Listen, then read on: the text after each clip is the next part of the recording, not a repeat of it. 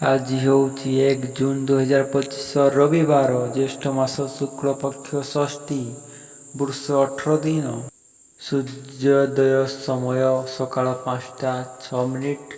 ସୂର୍ଯ୍ୟାସ୍ତ ସମୟ ସନ୍ଧ୍ୟା 6ଟା 23 ମିନିଟ୍। ଶୁଭ ସମୟ 5ଟା 7 ମିନିଟ୍। ଦିନ 1ଟା 46 ମିନିଟ୍। ଘାତବାର ବୃଷ ସିଂହ ଓ କନ୍ୟା ରାଶି।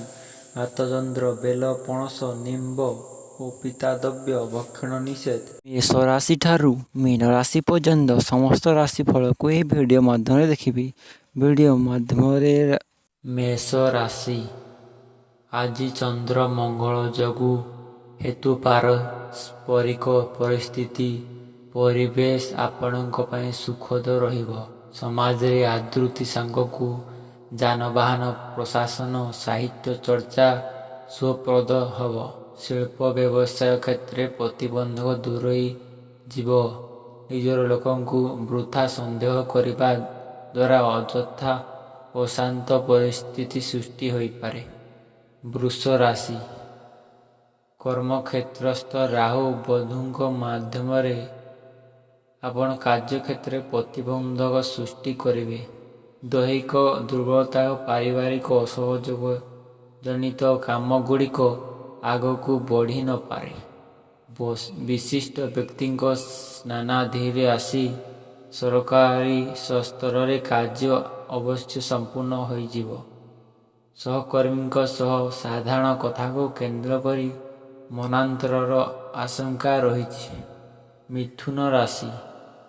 ଆଜି ଧନାଧିପଙ୍କ ସହିତ ଲାଭାଧିପ ବୈଶ୍ୱିକ ଅଭିବୃଦ୍ଧିରେ ସହାୟକ ହୋଇପାରେ। ପ୍ରତ୍ୟେକ କ୍ଷେତ୍ରରେ ବନ୍ଧୁଙ୍କ ସହଯୋଗ ପାଇଁ ସ୍ଥଗିତ କାମକୁ ତ୍ୱରାନ୍ୱିତ କରିପାରନ୍ତି। ବ୍ୟବସାୟ କଚେରୀ ମାମଲା ପ୍ରତିଯୋଗିତା ସଫଳ ହେବେ। ଆଲୋଚନା ଗବେଷଣା ଆନୁଷ୍ଠାନିକ କାମ ପ୍ରଭୃତିରୁ ପ୍ରଶଂସିତ ହୋଇପାରନ୍ତି। କର୍କଟ ରାଶି।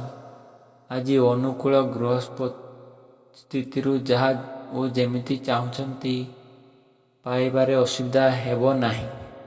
କର୍ମକ୍ଷେତ୍ରରେ ଉଚ୍ଚ ସମ୍ମାନ ପଦପଦବୀ ଲାଭ ସାଙ୍ଗକୁ ଲକ୍ଷ୍ୟ ହାସଲ ଦିଗରେ ଅନୁଧାବନ କରିପାରନ୍ତି।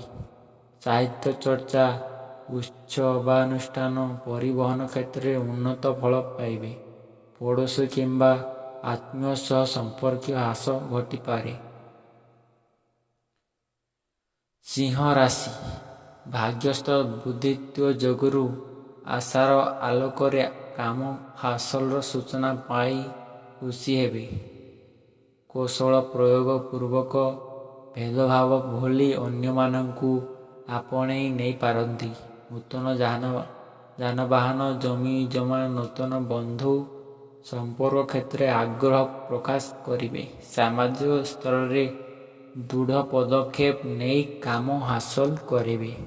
କନ୍ୟା ରାଶି। ଦ୍ୱାଦଶସ୍ଥ କେତୁଙ୍କ କୁପ୍ରଭାବରୁ ଅପବ୍ୟୟ ଜନିତ ଧନହାନି ଘଟିପାରେ। ଅନ୍ୟ ଦ୍ୱାରା ପ୍ରଭାବିତ ହୋଇ କୌଣସି ଭୁଲ ନିଷ୍ପତ୍ତି ନେବା ଠିକ୍ ହେବ ନାହିଁ।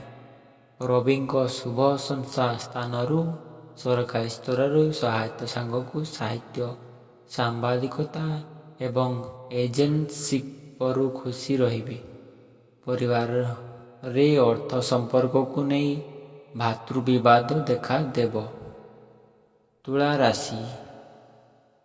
ରାଶ୍ୟାଧିପତିଙ୍କ ସୁଗ୍ରହକୁ ଦୃଷ୍ଟିଜନିତ ସ୍ୱାସ୍ଥ୍ୟ ସମସ୍ୟା ନିୟନ୍ତ୍ରିତ ରହିବ। ଆନୁଷଙ୍ଗିକ ସାହାଯ୍ୟ ଲାଭ କରି କାର୍ଯ୍ୟକ୍ଷେତ୍ର ଓ ଶିଳ୍ପ ବାଣିଜ୍ୟ ବ୍ୟବସାୟ ପ୍ରତି ମଧ୍ୟ ଅନୁରାଗ ବୃଦ୍ଧି ପାଇବ। ଖର୍ଚ୍ଚ ଭରା ବୃଦ୍ଧି ହେତୁ ଋଣଗ୍ରସ୍ତ ହେବାକୁ ପଡ଼ିପାରେ।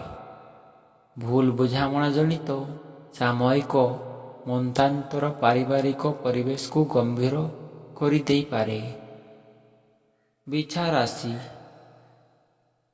ଭାଗ୍ୟାଧିପ ସ୍ୱହସ୍ତ ଯୋଗୁଁ ଶିକ୍ଷା ସନ୍ତାନ ଆଲୋଚନା ସିଦ୍ଧାନ୍ତ ନେବାରେ ସଫଳତା ହାସଲ କରିବେ। ଅର୍ଥନୈତିକ ବ୍ୟବସାୟିକ ସାଂଗଠନିକ ତଥା ଆନୁଷ୍ଠାନିକ କ୍ଷେତ୍ର ପାଇଁ ଦିନଟି ଭଲ। ପଦସ୍ଥ ବ୍ୟକ୍ତିଙ୍କ ଅନୁକମ୍ପରୁ ଆରମ୍ଭ କରିଥିବା କାମଟି ପୂର୍ଣ୍ଣାଙ୍ଗ ହୋଇପାରେ। ମଙ୍ଗଳଙ୍କ ଦୁରବସ୍ଥା ସ୍ୱାସ୍ଥ୍ୟହାନିର କାରଣ ହେବ। ଧନୁରାଶି ଆଜି ଅଷ୍ଟମସ୍ଥ ଚନ୍ଦ୍ରଙ୍କ ସ୍ଥିତି ଆପଣଙ୍କ ଅସ୍ତୁତ ଚିନ୍ତାଧାରାକୁ ପ୍ରତିଫଳନ କରିପାରେ, ଯାହାକି ଆପଣଙ୍କ କଥାରେ, କାମରେ ଓ ବ୍ୟବହାରରେ ଅନ୍ୟମାନେ ଅନୁଭବ କରିପାରିବେ। ପାରିବାରିକ ଜୀବନରେ ଉଦାସୀନତା, ମାନସିକ ଅନ୍ତର୍ଦ୍ୱନ୍ଦ୍ୱ, ପ୍ରାପ୍ୟଧନ ପ୍ରତିବନ୍ଧକ ସୃଷ୍ଟି କରିବ। ମକର ରାଶି ବିଚଳିତ ମାନସିକ ସ୍ଥିତି ସାଙ୍ଗକୁ ମଙ୍ଗଳଙ୍କ ଦୁର୍ବଳତା ପ୍ରତ୍ୟେକଙ୍କ କାମକୁ ଅସମ୍ପୂର୍ଣ୍ଣ ରଖିବା ଅଧିକାଂଶ ସମୟ ଅସାବଧାନତାସ୍ଥ ଧନହାନିର ଆଶଙ୍କା ରହିଛି। ପରୋକ୍ଷ ଶତ୍ରୁତା, ଋଣ ପରିଶୋଧ, କଚେରୀ ମାମଲା ସକାଶେ ବ୍ୟସ୍ତତା ପ୍ରକାଶ କରିପାରନ୍ତି। ଅଫିସରେ କିମ୍ବା ପରିବାରରେ ସନ୍ଦେହ ଓ ଭୁଲ ବୁଝାମଣାରୁ ମତାନ୍ତର ଘଟିପାରେ। କୁମ୍ଭ ରାଶି ସ୍ଥଗିତ କାର୍ଯ୍ୟ ସମ୍ପନ୍ନ କରିବାରେ କିଛି ନା କିଛି ସମସ୍ୟା ସାମୟିକ ଅସ୍ଥିରତା ସୃଷ୍ଟି କରିବ। ଆର୍ଥିକ ସଙ୍କଟ, ଶିଳ୍ପ ବାଣିଜ୍ୟରେ ପ୍ରତିବନ୍ଧକର ସାମ୍ନା କରିବେ। ଭାତୃ ସମ୍ପର୍କରେ ଉନ୍ନତି ଘଟିବାରୁ ସାମୟିକ ଖୁସି ରହିପାରନ୍ତି। ସଭା ସମିତିରେ ଆଲୋଚନା କ୍ଷେତ୍ରରେ ପ୍ରିୟ କଥା କହି ସମସ୍ୟାକୁ ସୁଧାରି ନେବାର ସୂଚନା ରହିଛି। ମୀନ ରାଶି ପରିସ୍ଥିତି ଯାହା ଥାଉନା କାହିଁକି ମୁଖାଭାବସ୍ଥ ଶୁକ୍ର ସମସ୍ୟା ସମାଧାନର ସାହାଯ୍ୟ କରିବେ, କିନ୍ତୁ କେତୁ ଅପରିଣାମଦର୍ଶ କରାଇ ପାରିବାରିକ ଅଶାନ୍ତି ସୃଷ୍ଟି କରିବେ। ଆପଣଙ୍କ ଚିନ୍ତାଧାରା ଅନୁଯାୟୀ ସାମାଜିକ ସ୍ତରରେ ଆଦରଣୀୟ ହୋଇପାରନ୍ତି।